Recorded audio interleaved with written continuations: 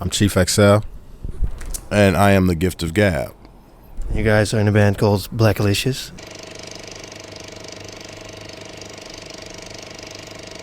You got a great new album out. I have to congratulate you with that. Thank you very much. Appreciate it.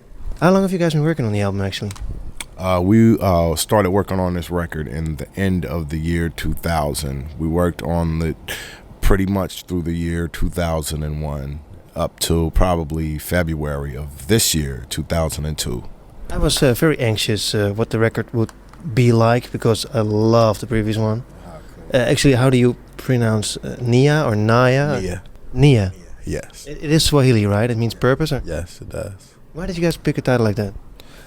It just really encapsulated what the overall theme of that record was about. You know, it was really about finding a path, finding a focus, and finding that purpose. And you did, because this record was a landmark as far as I'm concerned. Thank you. Thank you. How did people react to the first record? I mean, you guys blew up, of course. You came to Europe, and the record was even put out in Europe before it was out in the States, right?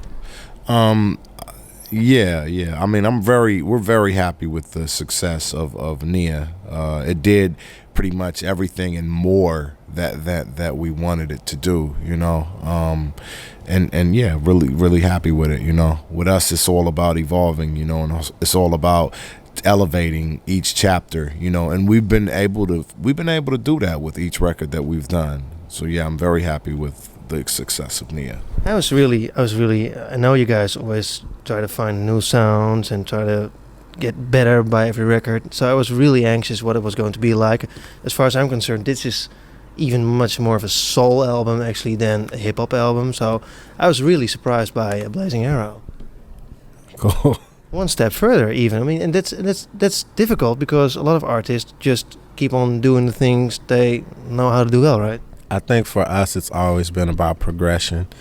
We are really striving to create one very, very comprehensive body of work with various chapters, you know. We look at Nia as being chapter 3, Blazing Arrow being chapter 4, you know. So for us, you know, we've been on a musical journey since 1987, you know, and we're really proud of the progression between those two records. The title, Blazing Arrow. Why Blazing Arrow? Blazing Arrow, actually Blazing Arrow was going to be a song before it was going to be the album title.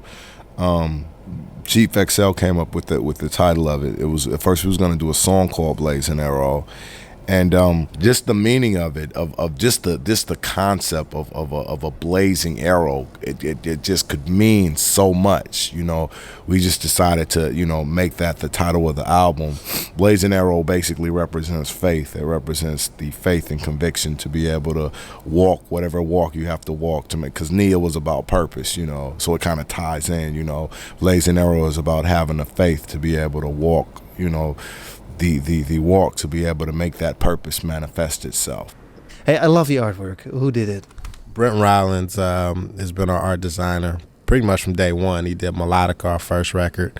Didn't do A to G, but he did Nia, all of our singles, and, you know, Blazing Arrow and all the singles in association with that. Hey, you guys are touring now with the music of Blazing Arrow? Yes, we are. How's it going down? It's been great. We played at the Milkway last night, and it's off the hook. I'm still recovering from it today. But yeah, we're doing 2 more European shows. Then we go back, do 4 shows in America, head over to Australia, then to Japan, and back to Europe. So it's great. It's really great for us to really see the impact that the songs on the new album, how that affects people's lives. So it's been cool. Isn't it strange, like you guys are from California, you come over to Europe, like, and everybody over here knows your lyrics, right? I mean, isn't it strange? It's a blessing. I mean, that's one of the greatest feelings is to get as much love 8,000, 9,000 miles away from home, 4,000 miles away from home as we do at home. You know, it's good. It's cool. Hey, I was surprised to find out that you guys are signed to MCA now, right? How did that work out? MCA, we did the deal with MCA because it came along at the right time. You know, they came along at the right time and they offered us the right deal. They gave us, complete creative control. And we also looked at their roster of groups that they had, and we thought that they could understand our vision, better than other people could. With us, we've always wanted to make music for the world, And with our first 3 bodies of work, we were like we said, we were able to build a certain following up. We felt it was to the point to where it was time to expand. And as an indie, it's certain avenues that are kind of the majors just have locked down. Radio for one and video for another. And as an indie, sometimes you're just shut out, because the majors have it all bought out. So, for us, this move was about infiltrating the mainstream with good quality art and music. You have your own record label as well, right? I mean, Quannum is your own label. We are Quannum, which is up and running harder and faster than ever.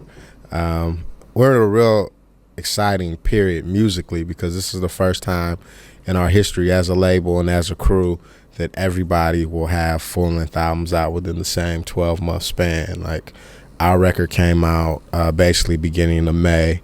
DJ Shadow's album came out a month later. Beginning of next year, Lyrics Born's album will come out. We have a funk band from Germany called the Poets of Rhythm that's down with us. How did you guys find those guys? Actually, Lyrics Born signed the Poets of Rhythm. He had a relationship with Jan, the keyboard player, for quite some time. They had been exchanging music, over the seas and whatnot for quite some time. So they hooked up and just started really working together musically. So the Poets actually did a lot of music on Lyrics Born's album. So, it's a growing thing. Gift of Gab is working on a solo album. Latif the True Speaker is working on his album. So, it's just a lot of music coming. Now suddenly you guys have a record company that's like really meaning something, right? Because, I mean, you guys have a portfolio that could sell quite a lot of records. Yeah, I mean, the aim has always been to just put out good music, and I think it's a blessing when you work in such a potent, creative talent pool of people. The sounds of DJ Shadow, the sounds of Lyrics Born, my own sound as producer, they're 3 completely different sounds, but they're still cohesive, you know what I'm saying? And they still make sense together. So it's a blessing. And I read that you guys were actually at the same school as DJ Shadow. Is that true? Yeah, well, we all went to college together. So I was out there during those years. I went to college for a second, but I just, it wasn't for me. Hey, I want to get through a couple of songs really right now. A thing that I really liked was Paragraph President. Where did you get the samples from?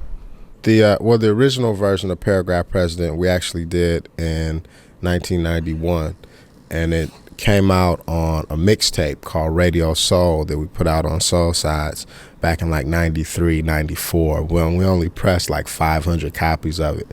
So Paragraph President was really sort of an ode to all those hardcore Soul Sides fans, So, that's... The song is great. I didn't know that you put it out like 10 years already, because I think it's really up to date. I mean, I was like, you guys wrote this song. It's not that same version though. The version that's on the record is the 2002 version.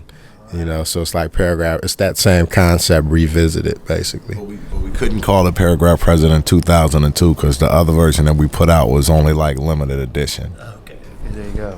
Hey, another thing that I really liked was Passion, song number 14. Passion was a song that we did. We've been talking about hooking up with Rocka from Dilated for a couple of years. And we hooked up we gave him a call, it was like, yo, we're ready to do it. Let's make it happen. Let's stop talking and let's make it happen. So, we went out to LA. He came through, sat down, we all chopped it up, went to work, writ the rhymes down, and Passion was born. think it's a really, really good song, lyric-wise too. Yeah, Actually, I thought when I first saw it, I was like, "Oh, this is a love song."